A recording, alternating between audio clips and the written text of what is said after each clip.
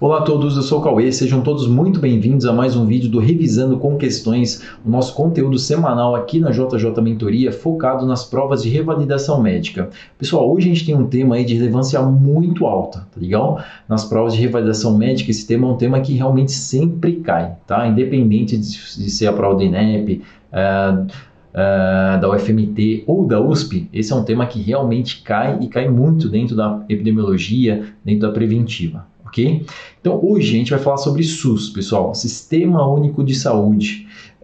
É algo que a gente não costuma estudar na universidade fora do Brasil. Quando a gente estuda lá fora, a gente acaba vendo grande parte da medicina, mas o Sistema Único do Brasil a gente acaba não estudando na faculdade. Então é algo que a gente tem que aprender, tem que realmente começar a ter contato e aprender para as provas. É um tema que cai e a probabilidade de cair na próxima prova é muito, muito grande, tá legal? Chega a ser próximo aí de 100%. Então a gente tem que saber esse tema, sem dúvida nenhuma, é um tema quente que a gente tem que saber para realmente não errar, não desperdiçar a oportunidade de acertar uma questão. Pode cair uma, duas, três, até 4 questões relacionadas a isso, sem dúvida nenhuma, né? Pensando numa prova aí de 100 questões, com mais algumas questões discursivas que podem vir a ocorrer. Então, realmente é um tema muito importante, é um tema que a gente vai começar hoje, a gente não vai esgotá-lo, né? Devido à sua grandiosidade, devido à quantidade de informações que a gente tem que saber sobre o SUS. Mas, vamos lá. Inicialmente eu vou fazer o quê? Vou contextualizar para vocês. Vamos pegar o contexto histórico do Brasil, antes do SUS, a criação do SUS e depois da criação do SUS, como que foi organizado, tá legal? Então, assim, eu vou pegar alguns pontos específicos, pontos que são mais comuns de serem cobrados nas provas. Claro que a gente não vai estudar tudo, né? Mas hoje a gente vai fazer aí essa ideia geral relacionada ao Sistema Único de Saúde do Brasil. A ideia, pessoal, é pegar 4 questões das provas de revalidação e a gente poder esmiuçar essas questões, tá legal? Então vamos lá. Em relação ao contexto histórico, a gente vai dividir lá em República Velha, na Era Vargas, lembrando que na Era Vargas tem um ponto bastante relevante. Em 1953 foi criado o Ministério da Saúde. O Ministério da Saúde não tem a força, não tinha, né, a força que tem hoje. Hoje realmente o Ministério da Saúde tem uma série de atribuições e realmente ele é bastante forte aí pensando nos ministérios. Naquela época não, tá legal? Depois da Era Vargas a gente tem o regime militar. Depois do regime militar a gente tem a Nova República. A Nova República foi o período que foi criado o SUS. Depois a gente tem a pós-constituinte. Então a gente divide basicamente nesses 5 momentos aí históricos. Lembrando que na Era Vargas foi criado o Ministério da Saúde, lá em 1953, que naquele momento não tinha tanta importância. Depois, na Nova República, foi a criação do SUS. A gente vai falar mais sobre isso. Pensando, pessoal, em sistema de saúde, a gente começa a falar sobre CAPS. O que era o CAPS? CAPS era a caixa, na realidade, de aposentadoria e pensões.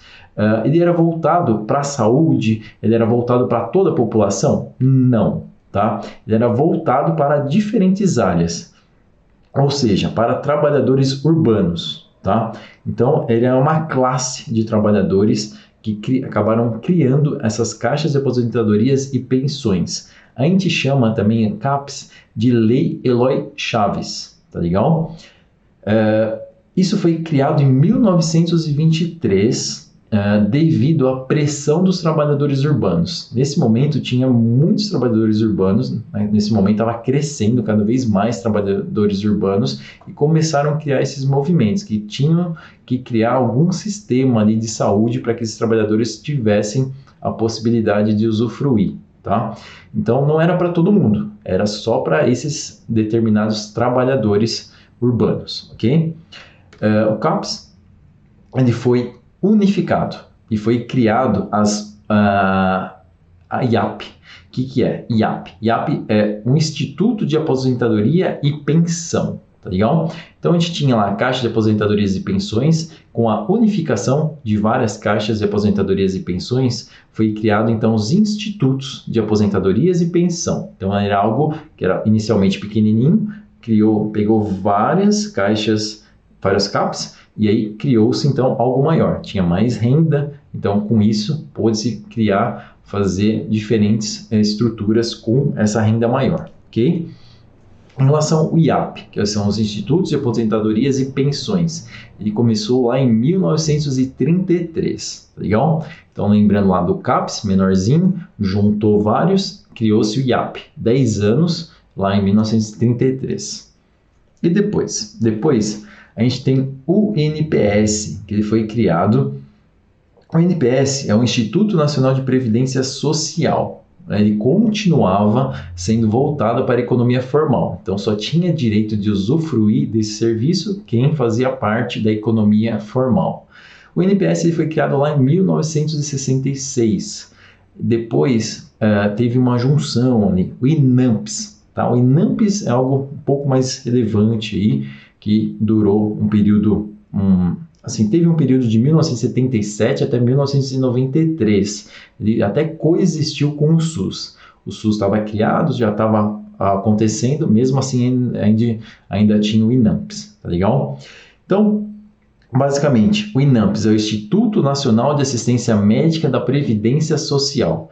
Ele é um serviço de saúde que ainda não é universal, né? Isso é importante, não confundam, tá? O único que será universal ali vai ser o SUS. O INAMPS, ainda mesmo sendo grande, tinha renda, tinha uma série de ferramentas ali, mas ainda ele não era universal, ele era voltado para a economia formal, tá legal? Apenas os trabalhadores, contribuintes e beneficiários diretos podiam usufruir do INAMPS. Beneficiários diretos a gente pode colocar como exemplo, por exemplo, os familiares, ok?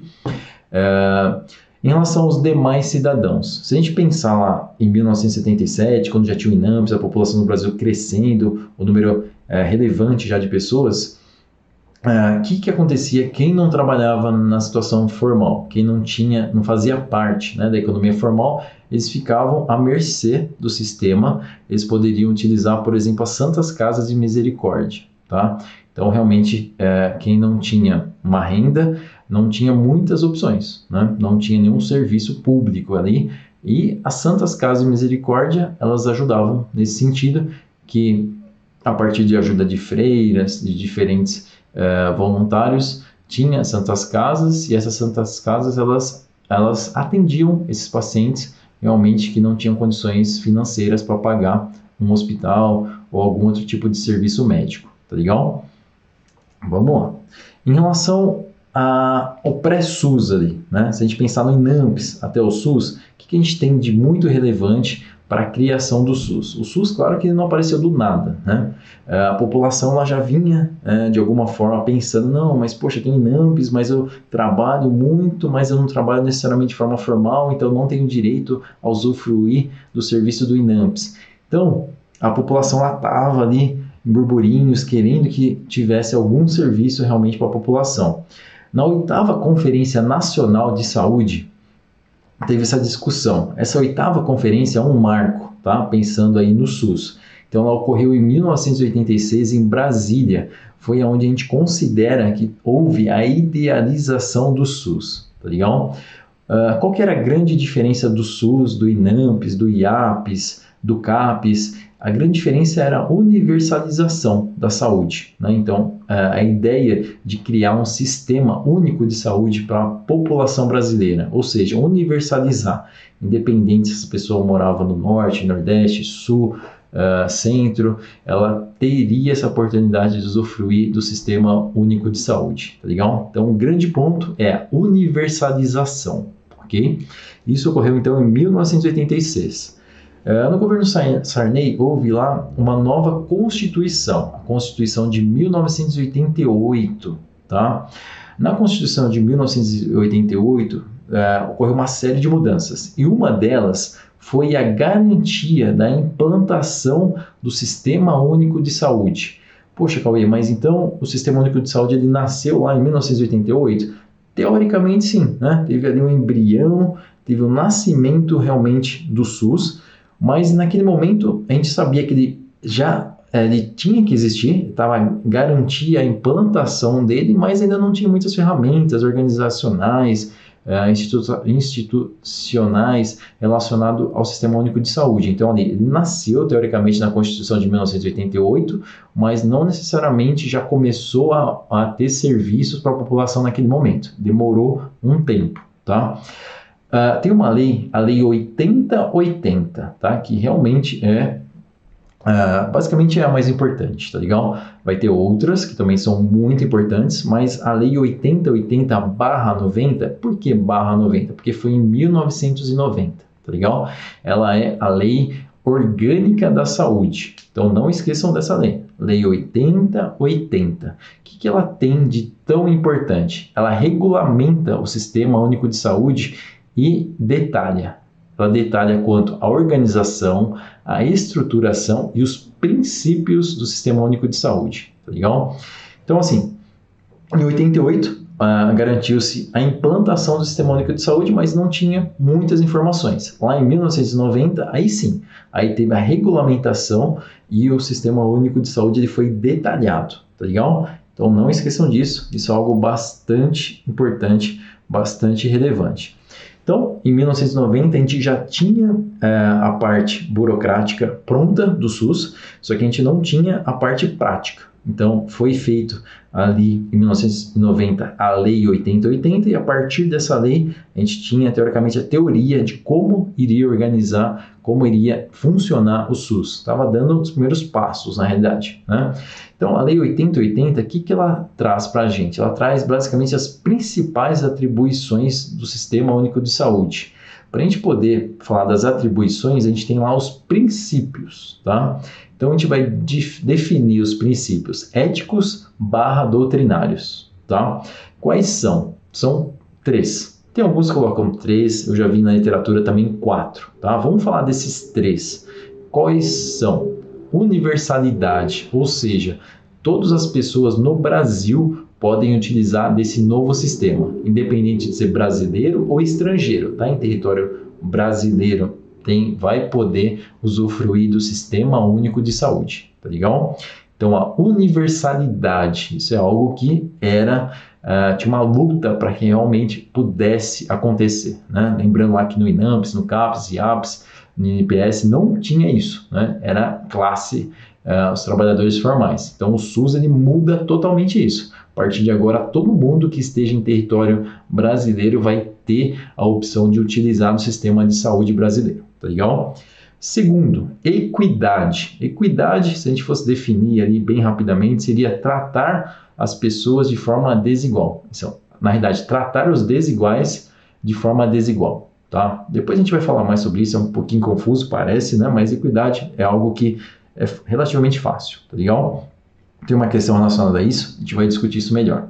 E a integralidade. Então, no SUS, o Sistema Único de Saúde, ele vai ter várias ferramentas que o ideal é que elas se integrem, tá? Isso vai fortalecer o SUS. Então, a gente tem lá, de repente, uma unidade de saúde, uma unidade básica, uma unidade que realmente não tem muitas ferramentas, mas ela pode ser algo complementar a alguma outra coisa, a um hospital, a um outro sistema. Então, a gente vai integrar uma série de coisas para poder, sim, juntar o SUS e fortalecer o SUS, tá legal? Em relação aos princípios, então, a gente tem esses 3, os éticos e doutrinários. Primeiro, a gente imagina um quadradinho, éticos e doutrinários. Temos esses 3. Depois a gente tem os princípios organizacionais/operativos, tá legal? Esses são mais 6. Então, a gente vai pensar na descentralização. A descentralização é algo que demorou para acontecer. Inicialmente estava tudo em cima ali da União. Então a União, teoricamente, tinha que fazer tudo. Tinha que fazer cálculo para quanto que ia mandar para aquele município, para outro município, para o estado. Então estava muito centralizado. Então era importante que ocorresse realmente essa descentralização, que os estados, que os municípios tivessem mais autoridade para realmente começar a movimentar as coisas, tá? A regionalização, a hierarquização, a participação social, que na outra lei a gente vai falar mais sobre isso. Na 8080 foi introduzido isso, é algo importante. A resolutibilidade e a complementariedade, legal? Esses são os princípios organizativos e operativos, ok? Em relação à lei 8080, o que a gente vai falar mais? A gente vai dividir ali, ó. Imagina lá, a União, né? Então, a gente tem lá nacional. O nacional, pensando no cabeça ali, o grande chefe, o que ele faz? Ele define, ele cria, ele formula normas e leis, tá legal? Ele executa a vigilância. Ele é obrigado ali a ter a vigilância em portos, aeroportos e fronteiras. Então, imagina ali o governo, né, o nacional que controla basicamente todo o território brasileiro, ele tinha então essa obrigatoriedade, né, essa função de definir, de criar, de formular normas e leis. Pensando depois do nacional, o que a gente tem aqui embaixo? A gente tem o estadual. Depois do estadual, a gente tem os municípios, né, que são muitos aí dentro do Brasil. Então, o nacional ele definia, o estadual ele controlava e coordenava as leis, tá legal? Então, a gente já tinha definição, já tinha criação, já tinha algo formulado, o estadual ele vai controlar, vai coordenar essas leis, e o municipal, vários municípios, basicamente já tinha as coisas bem definidas, já sabia exatamente o que tinha que ser feito, basicamente tinha que executar as normas e as leis, tá legal? Então, essa divisão é bastante importante. Então, no que tange a organização e funcionamento do SUS, a Lei 8080, se a gente fosse resumir ali numa única linha, seria isso, tá legal? Ela tange a organização e o funcionamento do SUS. Vocês podem ver que realmente isso foi muito importante, porque não adianta a gente falar, não, agora a gente vai ter um sistema único de saúde, mas a gente vai ver como que ele vai funcionar. Não, né? A gente tem que saber, começar a criar ferramentas para que as coisas realmente começem a engrenar e girar, tá legal? Então a Lei 8080 ela funcionou muito bem para isso. Depois a gente tem a Lei 8142, ou Lei 8.142, que é extremamente importante também, aparece muito nas provas, tá legal? Qual que é o ponto extremamente importante da 8142? É a participação social, tá? Isso é algo bem bacana, isso é algo que infelizmente talvez a gente não use do jeito que a gente tem que utilizar o Sistema Único de Saúde, talvez a participação social, o povo realmente criando, buscando ferramentas, realmente acreditando no Sistema Único de Saúde, tentando participar mais, talvez a gente poderia melhorar em relação a isso. Infelizmente, a gente ainda peca em relação a isso. Pensando na participação social, o que a gente tem? Os usuários do Sistema Único de Saúde, eles têm uma participação ali de 50%. Os profissionais de saúde, 25%. Os prestadores de serviços, os representantes do governo, eles pegam mais essa parcela aí de 25% da participação social, legal? Vocês veem quanto é importante, quão relevante os usuários são. Eles são 50%, então eles têm realmente uma relevância bastante alta. Infelizmente, talvez a gente não utilize toda essa relevância que a gente tem. Em relação aos conselhos, foi criado, então, os conselhos e as conferências, pessoal. Isso é algo que cai nas provas também, para a gente fazer o diferencial ali entre conselhos e conferências, tá? Imagine o seguinte, conselhos são grupos de pessoas, né, que se reúnem para poder fazer uma série de coisas. E as conferências normalmente a gente já imagina algo maior, né? Eu, na minha cabeça, já imagino um auditório gigantesco com milhares de pessoas dentro de uma conferência, tá legal?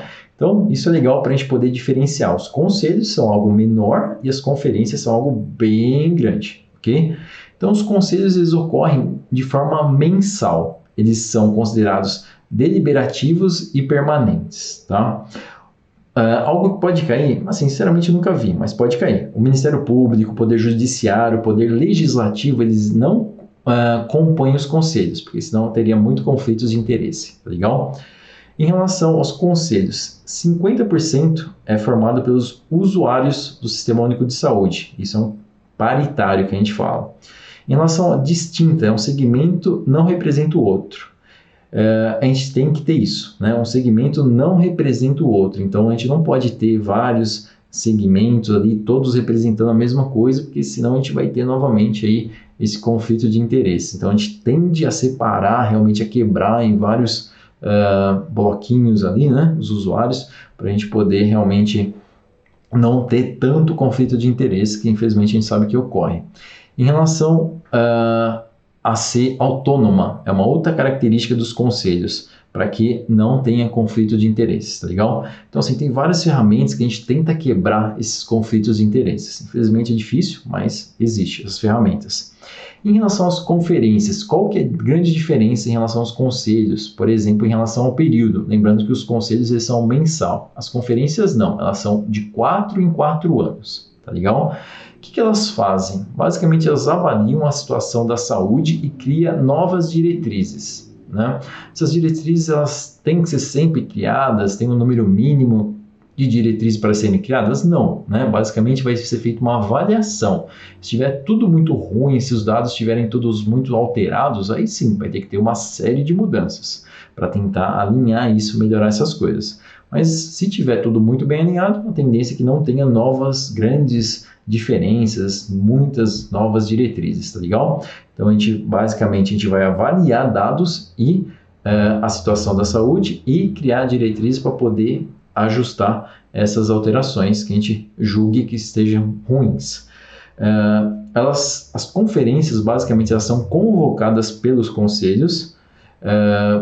O conselho ele é consultivo e temporário, tá legal? Então, basicamente é isso, os conselhos e as conferências. Lembrando que as conferências elas têm um peso grande aí, de realmente avaliar tudo que ocorreu naqueles 4 anos e criar novas ferramentas, criar novas diretrizes aí para poder fazer os ajustes para melhorar, sempre em busca da melhora, né? Sem dúvida nenhuma, sempre tentando melhorar para melhorar ali o sistema de saúde. E em relação a verba do governo, ela é feita as transferências regularmente. Depois a gente vai falar um pouco mais de onde que vem, quais impostos que realmente vão ser separados, porcentagem deles para que possa formar aí a verba do Sistema Único de Saúde. Em relação à Lei 8.142, a gente tem também as NOBs, tá? Que são as normas operacionais básicas. Então, é a Norma Operacional Básica, a NOB. Tem a NOB de 91. É uma NOB que ali inicialmente ela parecia que ia ter uma série de mudanças, mas ela foi revogada. Tá? Então, acaba que ela não tem uma força muito grande, normalmente ela acaba não sendo cobrada nas provas exatamente por esse ponto, que ela ali foi criada, mas tinha uma série de discussões, uma série de coisas, e ela, em determinado ponto, ela foi revogada. Depois, a próxima NOB, a próxima Norma Operacional Básica é a de 93, tá? O que ela faz? Essa norma, ela cria normas e procedimentos reguladores, tá? Então, a NOB 93, o que ela tem ali de pontos-chave? Se a gente fosse dividir ali numa frase, ela tem processo de descentralização da gestão das ações e serviços de saúde. Lembra lá, a Lei 8080, a gente já tinha ali como princípio a descentralização. Mas era algo que estava ali, mas falava, pô, mas como que eu faço isso? Eu sei que isso é importante, mas não sei como que eu vou fazer. Na NOB 93, é como se fosse uma emenda ali dentro da lei, né? Não é isso exatamente, mas assim, é uma informação que chega para a gente poder fazer algo que já estava pré-definido. A gente tinha uma palavra lá, descentralização. Vamos fazer, é importante, mas como que faz? A NOB 93 ela vem para isso, para mostrar, para realmente dar as informações como que deve ser feita essa descentralização. Okay? Depois da NOB 93, a gente tem a NOB 96. A NOB 96 ela tende a ser cobrada mais, tá legal? Porque a gente tem ali o PAB, né, que é o Piso de Atenção Básica. Hoje a atenção básica ela vem se fortalecendo, há alguns anos vem criando-se ali uma série de ferramentas, uma série de estrutura realmente. Você vê que parece que foi crescendo de forma de tijolinhos e hoje a gente chegou aí, o Brasil, realmente a ter uma atenção básica em alguns estados, em alguns municípios realmente fortes, tá legal? Claro que ainda tem muito para melhorar, mas assim, as coisas estão mudando e realmente a atenção básica parece que ela veio realmente para ficar e para se fortalecer cada vez mais. Então, além de 96, a gente tem o PAB, né? O Piso de Atenção Básica, tá? Então, a gente tem o PAB fixo e o PAB variável, tá? O fixo, basicamente, assim, a gente tinha um piso, todo município recebe de forma per capita. Então, tem município que tem 10 mil pessoas, tem município que tem 1 milhão, né? Então, ele vai receber ali um fixo. Necessita de plano municipal de saúde. Então, o município tinha que fazer um plano para poder oferecer para o Estado e o Estado oferecer para a União para poder receber aí essa quantia. Então a gente tem aí o PAB, o piso da atenção básica fixo, e depois foi criado então o variável. Né? O variável é de acordo com o que o município ele se responsabiliza a fazer, tá legal? Se ele falar assim, eu quero também o PAB variável, então você vai ter que fazer determinadas funções. Por exemplo, investir em saúde bucal, investir no NASF, que é o Núcleo de Apoio à Saúde da Atenção Básica, o NASF-AB,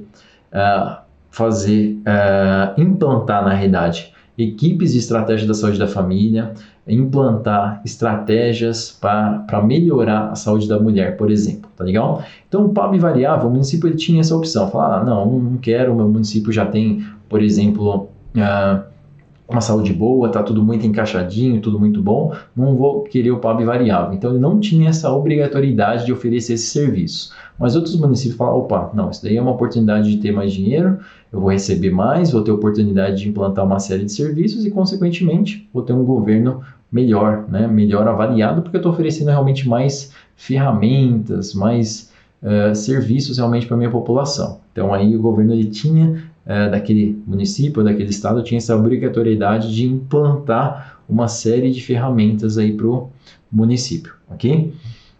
Então, essa é a NOB 96, que ela vem com o PAB, NOB 96 PAB, tá? Piso da atenção básica, não esqueçam disso, variável e fixo. E a NOAS, tá? NOAS são as normas operacionais de assistência à saúde. A gente tem lá NOAS 01 e 02, que é relacionado a 2001 e 2002. O que tem de importante na NOAS, tá? Então, é a equidade nos recursos e acesso à saúde.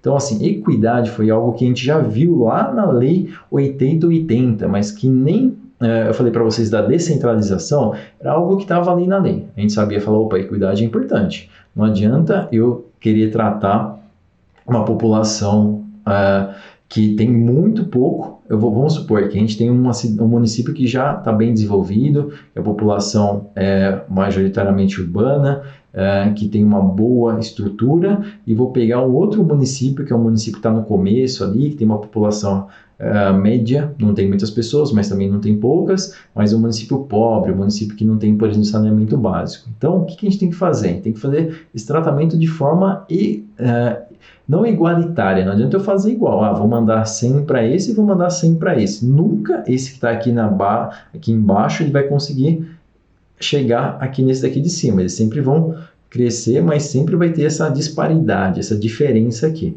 Então a equidade fala assim ali, olha, opa, peraí, se esse daqui realmente tem tanta necessidade, se ele ainda está num nível teoricamente abaixo, eu tenho que mandar uma quantidade de verba maior, ou mesmo fazer um esforço maior em relação à gestão, em relação a uma série de coisas, para que esse município ele possa chegar a ficar tão bom quanto esse outro, né?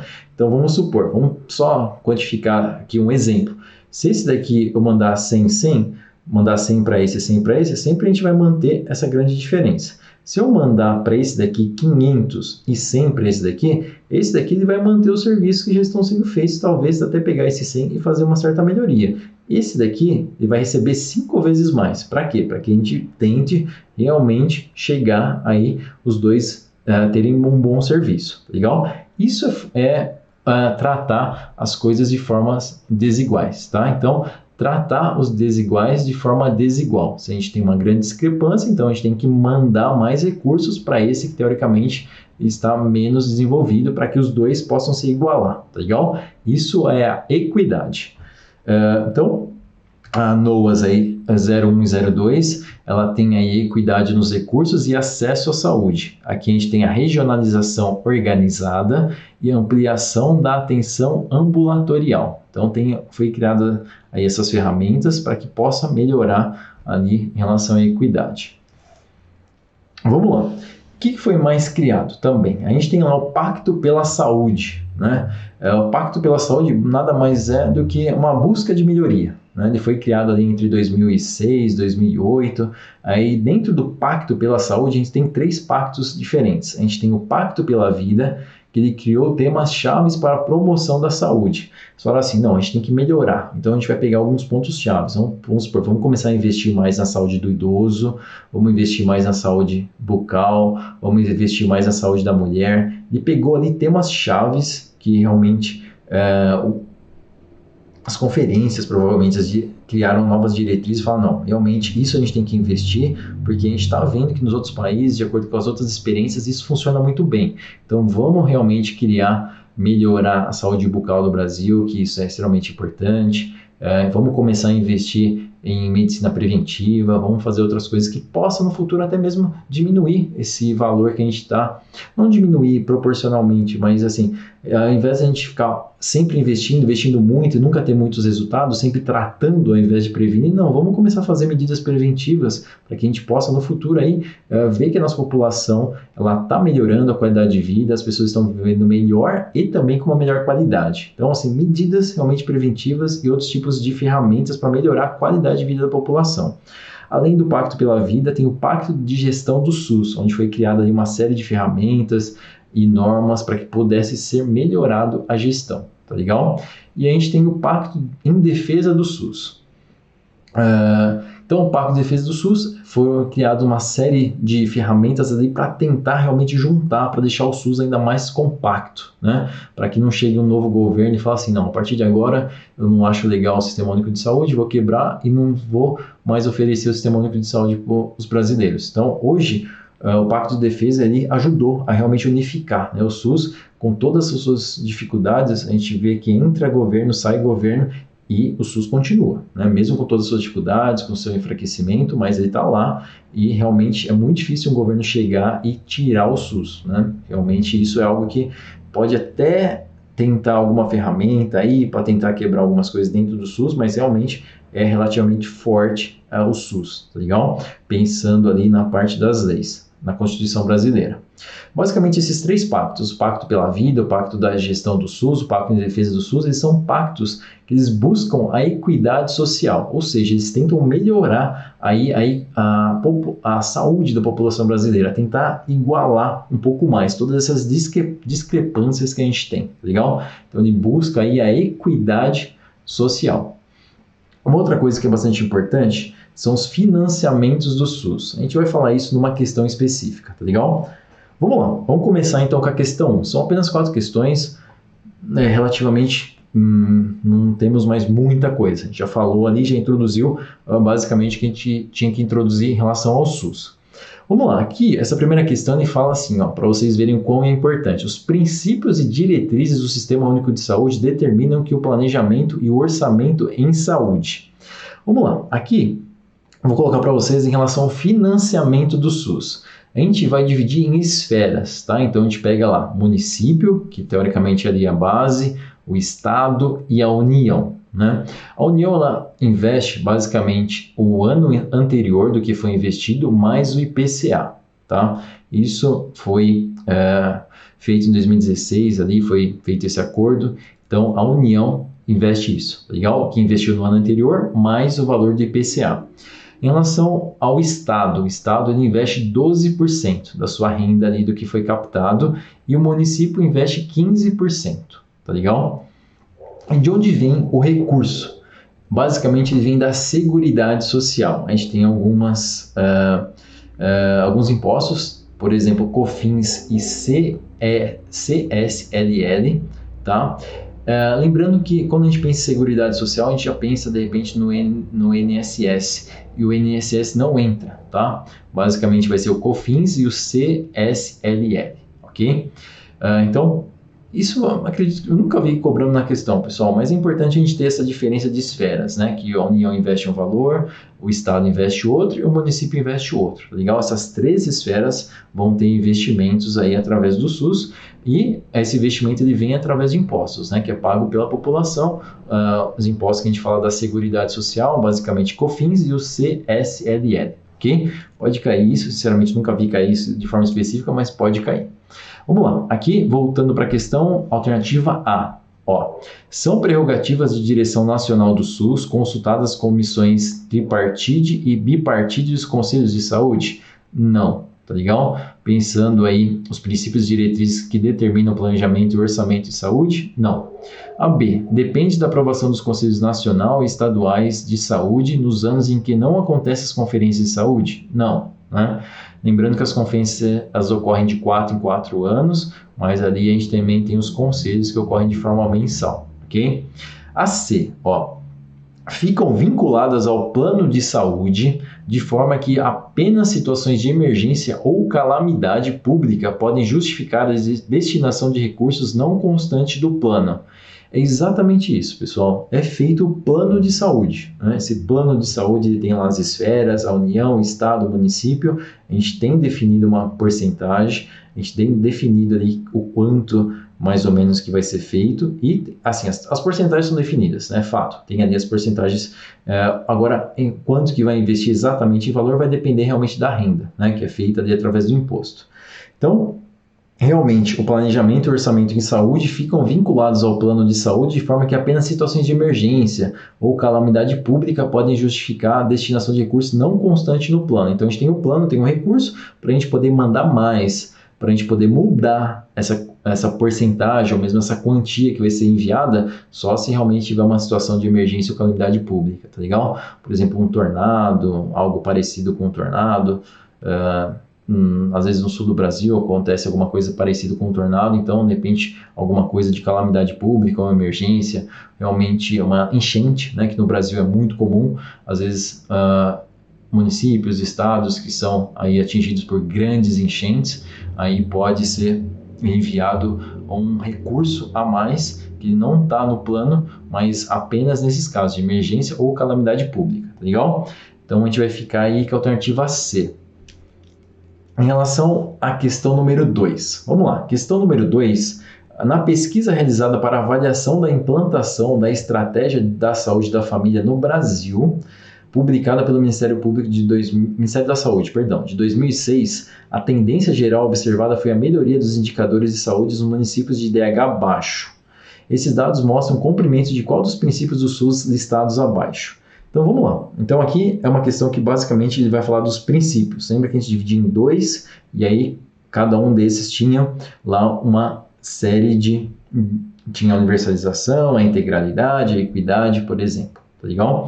Então aqui, o que a gente tem? Avaliação da estratégia da saúde da família. Essa estratégia da saúde da família é uma equipe que é montada e destinado aí para a população na atenção primária à saúde. E aqui, no caso, houve uma melhoria dos indicadores de saúde dos municípios com IDH abaixo de 0,7. Ou seja, eles pegaram municípios com IDH baixo, implementaram a estratégia da saúde da família e qual que é o princípio do SUS que rege isso, né?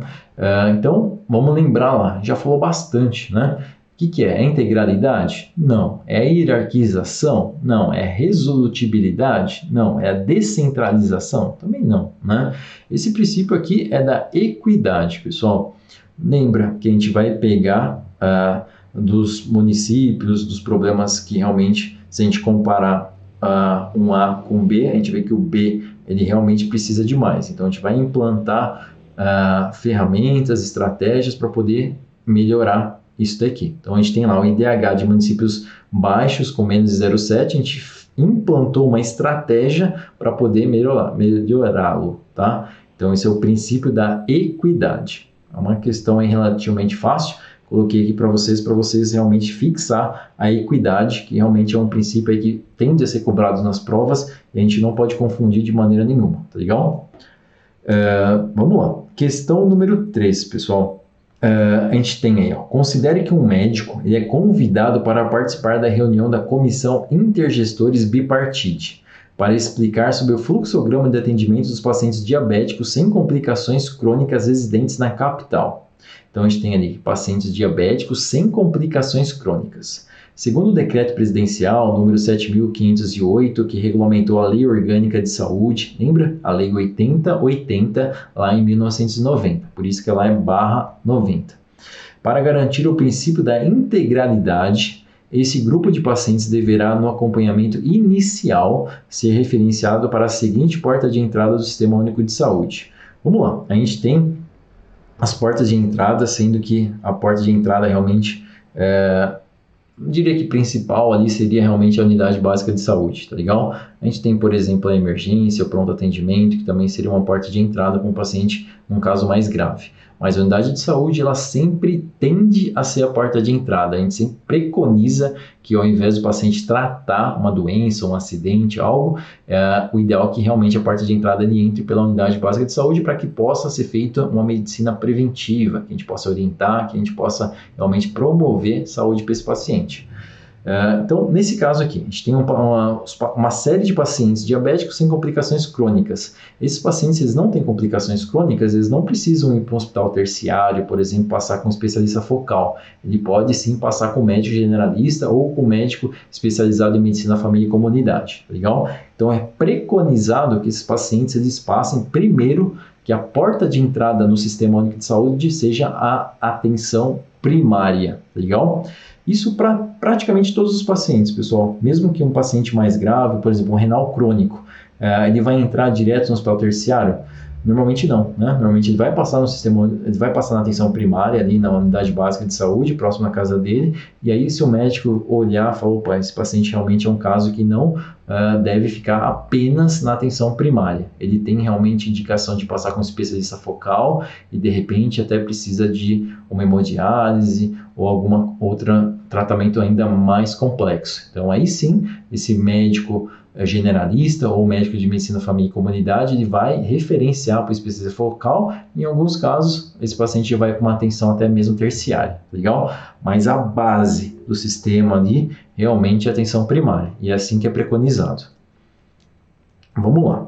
Questão número 4, pessoal. A Lei 8080. Olha a importância dessa lei. Você vê que elas aparecem muito. Aqui eu coloquei as questões, 4 questões, então fala, opa, Cauê exagerou aí, colocou um monte de questões relacionadas a 8080, mas não, tá legal? Realmente cai muito. Vocês podem ver aí, abrir qualquer prova de revalidação, a parte de preventiva, epidemiologia, que a 8080 realmente está presente aí na maioria das provas, tá legal?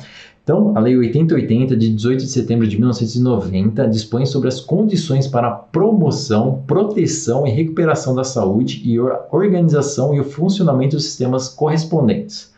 Trata-se do instrumento que no artigo 4 cria o Sistema Único de Saúde. No capítulo 3, prevê as comissões intersetoriais criadas com a finalidade de... Vamos lá, pessoal. Normalmente essas questões elas tendem a nos assustar, né? Você fala assim, pô, agora que eu achei que eu sabia um pouco sobre a Lei 8080, chega essa questão falando sobre o artigo número 4, capítulo número 3, errei, não sei mais, não sei nada, o que eu sabia não era suficiente. Calma, tá? Vamos lá, tem algumas coisas que realmente são pontos chaves da lei, realmente se a gente for pegar a lei e for lê-la, tem um monte de coisas para a gente saber, mas é praticamente impossível a gente saber todos os parágrafos, todos os artigos realmente da lei, tá? Por isso que a gente pega pontos específicos, os pontos que realmente são mais cobrados nas provas. O que a gente tem aqui, ó? Ele fala assim, no capítulo 3 prevê as comissões intersetoriais criadas com a finalidade de... Então, as comissões intersetoriais, vamos pensar, né? Opa, o que é comissão, o que é intersetorial? Vamos tentar ali realmente trabalhar com o que a gente sabe. Alternativa A, fala o seguinte, ó, articulação de políticas e programas de saúde, cuja execução envolva áreas não compreendidas no Sistema Único de Saúde, o SUS. Essa, é bem plausível. Vamos na B, vamos ver o que está errado. Ó. Negociação e pactuação entre gestores quanto aos aspectos operacionais, financeiros e administrativos da gestão compartilhada do SUS. Não, né? Não é isso que vai aí a Lei 8080 nesse caso. A C, ó, representação dos entes estaduais e municipais incumbidos para tratar de matérias referentes à saúde. Não, tá? A D, ó, desenvolvimento permanente de ações conjuntas entre municípios e os serviços que lhes correspondam. Não, né? As comissões intersetoriais elas não tinham realmente essa finalidade, tá? A E, ó, integração de recursos técnicos e práticas voltadas para a cobertura total das ações de saúde. Não, né? Quando fala assim, cobertura total, é muita coisa, né? As comissões intersetoriais, imagina diferentes setores juntos ali, formando diferentes comissões, tá? Então, basicamente, essas comissões intersetoriais, eu ainda não tinha comentado sobre elas, mas elas têm a finalidade, elas foram criadas para articular políticas e programas de saúde, tá? cuja execução envolva áreas não compreendidas do Sistema Único de Saúde. Então, o Sistema Único ele engloba tudo, né? Então, assim, claro que assim, não é tudo, mas assim, tudo está correlacionado à saúde. Se a gente falar assim, está entrando, se as fronteiras não estão protegidas, estão entrando drogas, ou estão entrando diferentes alimentos que podem fazer mal para a população. Isso está relacionado à saúde. De alguma forma, se for uma droga, se for um alimento que não seja um alimento saudável, se for uma bebida que não seja saudável, uma compra de uma carne, por exemplo, que esteja contaminada. Então, isso tudo acaba influenciando na saúde das pessoas. Então, assim, a saúde é algo realmente muito grande, né? Vários pontos da economia acabam influenciando na nossa saúde. Então, isso é bastante relevante. Então, a gente tem que pensar, não apenas no que é o basicão ali, não, vou pensar em fazer uma ótima unidade de saúde, ou pensar em fazer um excelente hospital, ou pensar em fazer um excelente pronto-socorro, e isso vai ser o suficiente para a gente ter um ótimo sistema de saúde. Não, né? Realmente tem alguns pontos, algumas áreas que elas não são compreendidas pelo sistema de saúde, e aí as comissões intersetoriais, elas vêm exatamente para isso. A gente pega vários setores, a gente junta fazendo comissões e a gente começa a trabalhar e articular políticas e programas de saúde que a gente possa realmente pegar algumas áreas que ainda não foram compreendidas pelo SUS, tá legal? Então, basicamente, essa é a finalidade das comissões intersetoriais. Eu sei que não é algo fácil, pessoal. Realmente a gente começa a ler assim e fala, caramba, será que realmente é a A, é a B? Realmente não é fácil, tá? Mas aqui a ideia para vocês, pelo menos nesse primeiro vídeo, eu gostaria que vocês ficassem com pelo menos essa ordem do SUS, tá? Lembrando do IAPS, do CAPS, lembrando do INSS, do INAMPS. Então, assim, lembrem desses pontos específicos, lembrando ali da criação do SUS, na Constituição de 1988, que foi implantado basicamente em 1990, da Lei 8080, da 8142, desses pontos, né, da NOAS, 2001, 2002, isso é importante, tá legal? Para vocês começarem realmente a falar, opa, o SUS não é todo esse emaranhado de coisas que eu imagino, tá? Então, assim, vamos focar. Eu vou fazer depois mais algumas resoluções focadas em algumas outras questões que abordam alguns outros pontos específicos do SUS, tá legal? Mas com essa introdução, eu imagino aí que vocês agora, talvez alguns de vocês que não tinham muita ideia do SUS, eu espero que esteja ficado um pouco mais claro para vocês, tá legal? Então vamos juntos aí, pessoal. Espero que tenha gerado valor para vocês. Um grande abraço, ótimos estudos para vocês e até o próximo vídeo.